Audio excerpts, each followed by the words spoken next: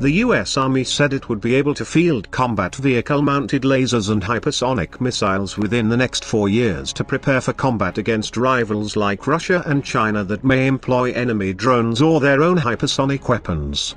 The service will begin fielding 50-kilowatt directed energy weapons on Stryker combat vehicles in 2022 and road mobile long-range hypersonic weapons, LRHWs, in 2023, Army Lieutenant Gen.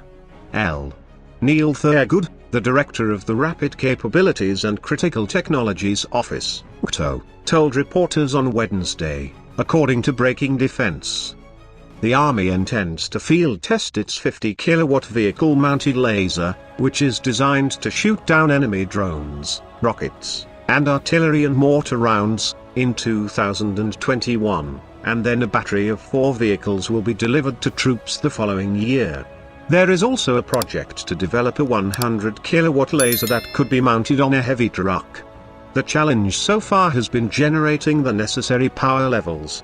As for the hypersonic weapon, Thurgood's office is overseeing the development of a common boost glide vehicle that travels faster than 5 times the speed of sound and will be incorporated into submarine and air-launched hypersonic weapons for the Navy and Air Force. The Army announced recently that the first joint flight test of a future hypersonic weapon would be conducted next year.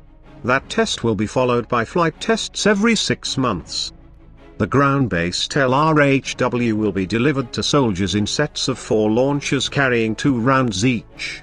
The Transporter Erector launchers, TELs, will be installed on trailers and pulled by heavy expanded mobility tactical trucks. Soldiers will first be introduced to the launch system in 2021, at which point troops will begin training for the first TEL launch in 2022. Read more. The US Army wants a powerful cannon that can hit Chinese warships in the South China Sea from 1,000 miles away. The LRHW is one of 4 priorities for the Long Range Precision Fires, LRPF, team at Army Futures Command.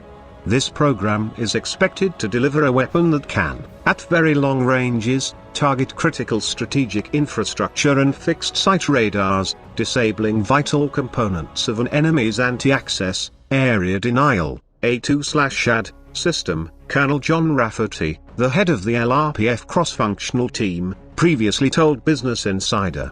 As Russia and China are also racing to field hypersonic weapons, the Army is planning to spend about $1.2 billion on experiments to counter these capabilities.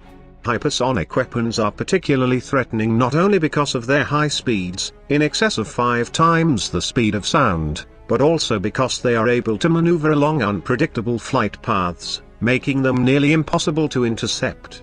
Thurgood's office has been tasked with delivering hypersonic and directed energy weapons. "We've been in a full-out sprint since then," Thurgood said recently.